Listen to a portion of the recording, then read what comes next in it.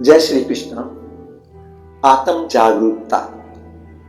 आत्म जागरूकता का मतलब है अपने विचारों की जड़, अपने भावों का स्रोत और अपनी कमजोरियों को समझना, उसका सच जानना।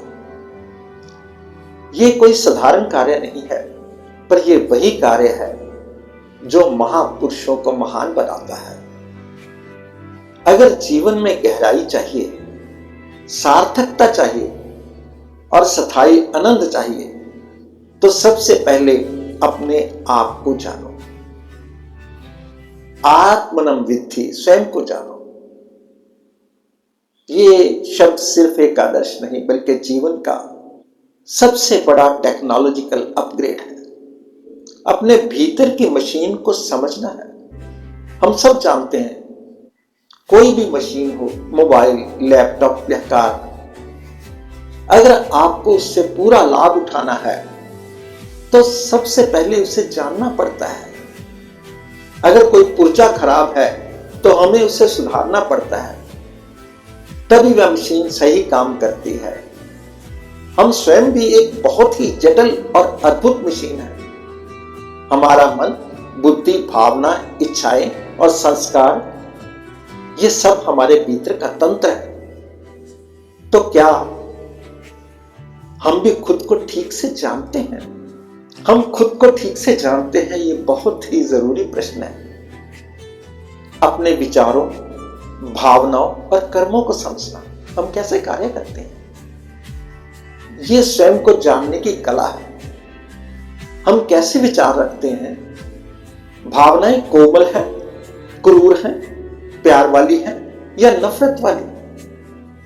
हम क्रोध करते हैं कि नहीं? यदि करते हैं तो उसका क्या लाभ होता है? क्या इस आदत को ठीक करने की आवश्यकता है? जब तक हम खुद को नहीं समझते, हम अपने जीवन का रियल पोटेंशियल भी नहीं समझ पाते। हम में कितनी शक्ति है, हम ये नहीं समझ पाते। बाहर की दुनिया से जुड़ने की व्यवस्था ने हमें अपने अंदर की दुनिया से पूरी तरह अनजान बना दिया है। आत्मा वा अरे दृष्टया, उपनिषद की ये वाणी केवल शब्द नहीं, आत्मा की पुकार है। ये हमें जगाने आई है कि जो सबसे मूल्यवान है वह बाहर नहीं, हमारे भीतर है। जब हम अपने भीतर के मौन से जुड़ते हैं, तभी जीवन के सारे शोर अर्थ पाते हैं। दूसरे अध्याय का 23वां श्लोक इस प्रकार है। नैनम छिदन्ति शस्त्राणि नैनम दहति पावकः न चैनम क्लेदन्त्यापो न शोष्यति मारुतः। ये संसार सदा परिवर्तनशील है, ऋतुओं की तरह, समय की तरह, अनुभवों की तरह, किंतु आत्मा वह शाश्वत है। वह न जन्म लेती है, न मरती है, न उसे अग्नि जला सकती है, न जल भिगो सकता है, न वायु सुखा सकती है, न शस्त्र काट सकते हैं। ये भाव है इस श्लोक का। ये श्रीमद् भागवत गीता से है। हम सभी अलग अलग शरीर, भाषा, संस्कृति और अनुभवों से बंधे हैं, पर हमारे भीतर जो चेतना है वह एक ही है। वही आत्मा जो नित्य है, शुद्ध है, बुद्ध है और मुक्त है। जब हम इस आत्मा को पहचानते हैं, तब हमारे भीतर द्वेष मिट जाता है। तब ना कोई पराया होता है, ना कोई शत्रु। सब में वही एक प्रकाश है, वही एक ईश्वर है। ये आत्म बोध ही सच्चा ज्ञान कहा गया है, और यही ज्ञान हमें भीतर से अजेय बनाता है। ना किसी भय से डिगते हैं, ना किसी दुख में टूटते हैं। देखा बहुत जगत को हमने, ध्वनि, रंग, रूप और रेखा, पर आज भी खाली मन बैठे। क्या यही है जीवन की रेखा? हर दिन कुछ पा लेने की दौड़, हर रात अधूरी सी प्यास। बाहर सब कुछ चमकता है, पर भीतर है कोई निराश। उपनिषदों ने सॉफ्टली पुकारा है, आत्मा रे दृष्टव्या, देखो, सुनो, मनन करो, अपने भीतर की ज्योति से जाओ जुड़। न वह आत्मा रूप में दिखे, न शब्दों से बांध सको उसे, वह मौन में मिलती है गहराई से। जब तुम खुद से बात करो हृदय से, भगवान श्री कृष्ण ने भी अर्जुन जी से कहा, उद्धारेत आत्मनात्मनम, उठाओ खुद को खुद के बल से, बनो तुम अपने रक्षक अपने सबल से।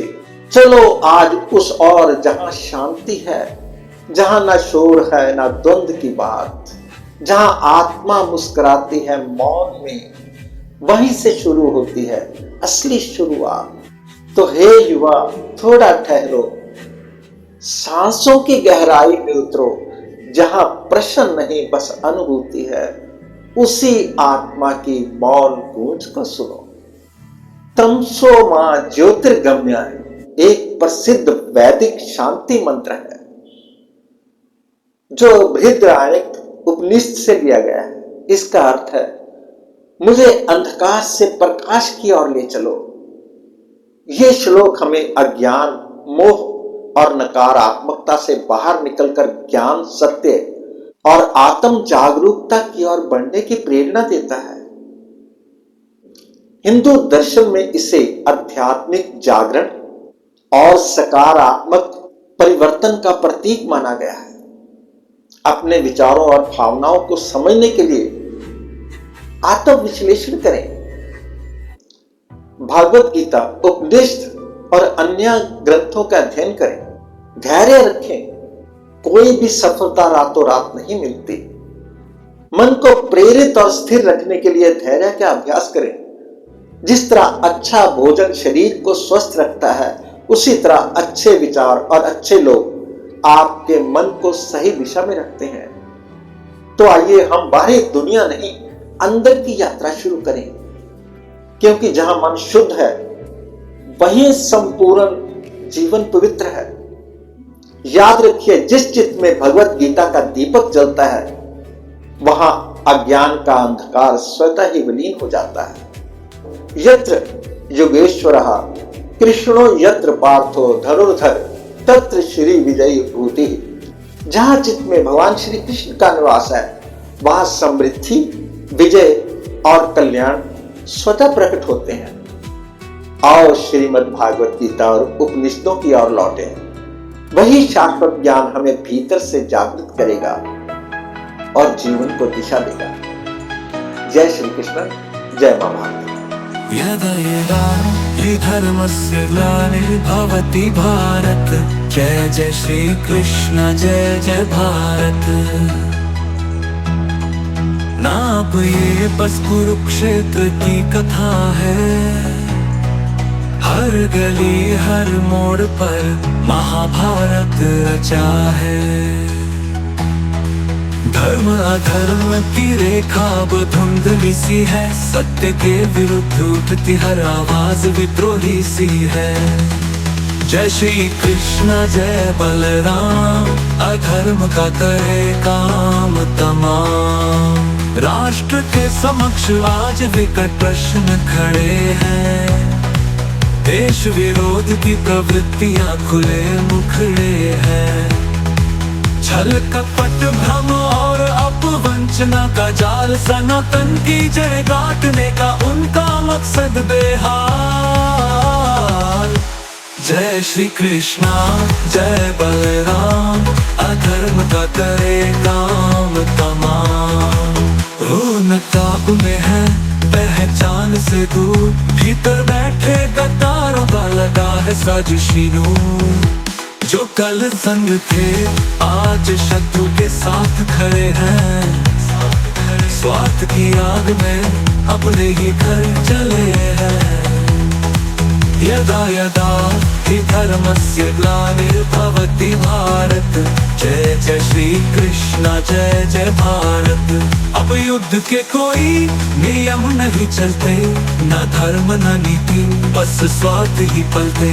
वाणी की वज्र भी शस्त्र बन गई है, सोशल संग्राम असली रण बन गई है।